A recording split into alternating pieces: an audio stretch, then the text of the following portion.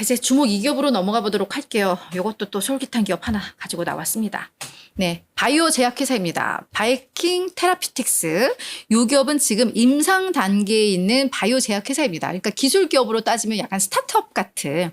그러니까 아직 뭔가 상용화가 된 건 없고 계속 개발 단계에 있고 임상 결과 얘기해주고 뭐 이런 바이오 제약회사다라고 보시면 될 텐데 간밤에 11% 급등했습니다.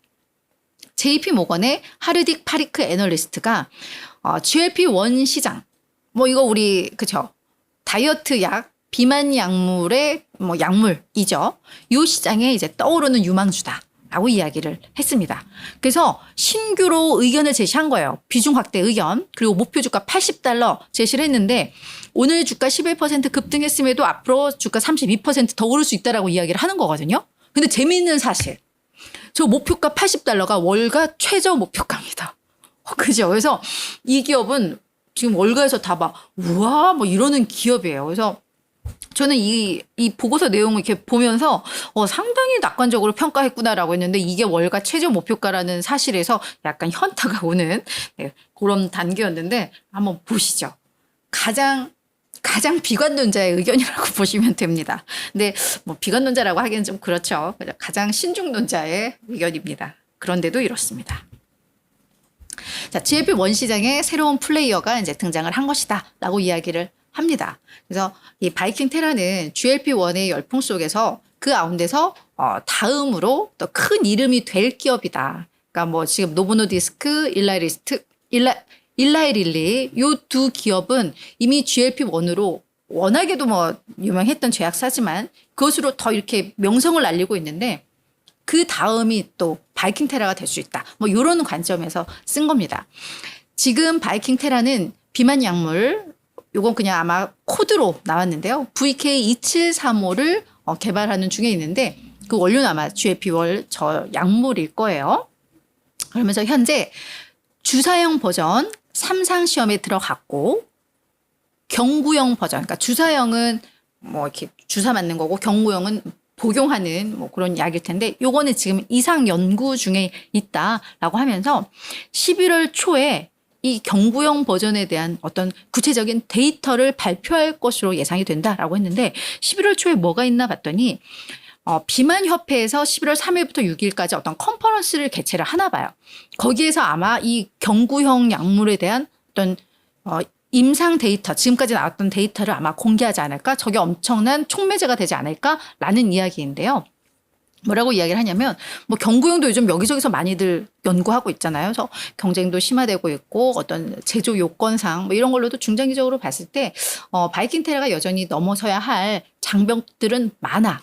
그럼에도 불구하고 이 시장 내에서 매우 큰 역할, 중요한 역할을 할 수 있을 것으로 본다라고 이야기를 합니다. 그럼 이제 어떤 정도의 경쟁력이 있기 때문에 저런 평가를 한 것인데 그 부분이 이제 지금 나옵니다. 먼저 주사형에서는 경쟁의 열이겠지만 라고 하는데 주사형은 지금 3상이 진행이 되고 있는데 이거는 아마 2028년쯤에 상용화가 될 것으로 좀 예상이 되고 있다고 합니다. 근데 저거는 선두 기업보다 그러면 상당히 뒤처진 거죠. 노보노디스크와 일라이리스크는 왜 자꾸 일라이리스크라고 하지? 일라이릴리는 이미 출시를 하고 있기 때문에 뒤처져 있어. 그래서 저거에서는 크게 기대하지는 않아.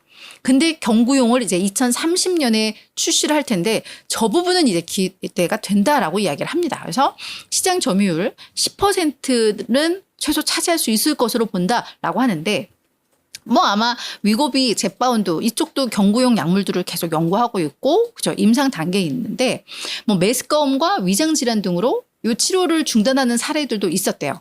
근데 우리 이 바이킹 테라가 막 주목받기 시작한 게 임상 데이터를 올 초에 발표를 했는데 뭔가 일라이릴리 거보다 뭔가 더 괜찮다라는 결과가 있었죠. 부작용은 적고 효과는 더 좋고 그래서인데 아마 이 바이킹의 경구용 약물은 저것들보다도 부작용이 훨씬 더 적은 것으로 나와서 소비자들이 더 선호할 수 있을 거다라고 이야기를 하고 있습니다. 게다가 지금 얘들은 약간 스타트업 같은 느낌이잖아요. 임상 단계에 있는.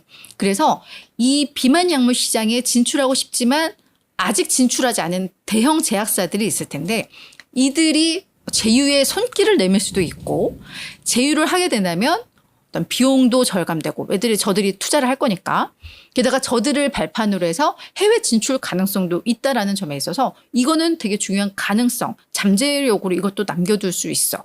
그래서 바이킹 테라 상당히 좀 기대가 돼라고 이야기를 하고 있습니다. 그래서 사실 11월 초에 엄청난 촉매제가 나올 수 있다라고 이야기를 하고 있는 건데요.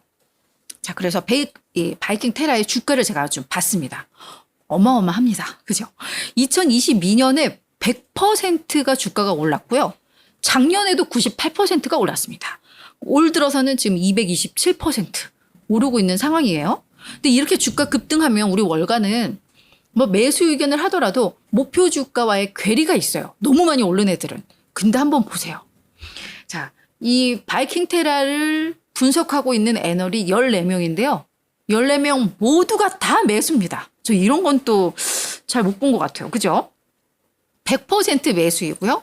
네, 투자 의견 컨센서스가 그래서 강력 매수입니다. 자, 목표가 한번 보실게요. 제가 $80 최저가라고 했는데 138달러까지 있습니다. 그죠?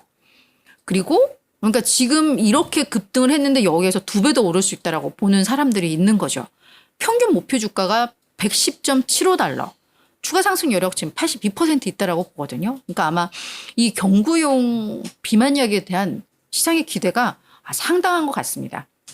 아마 이 비만약 시장은 엄청나게 커질 거예요. 우리 뭐 이렇게 인구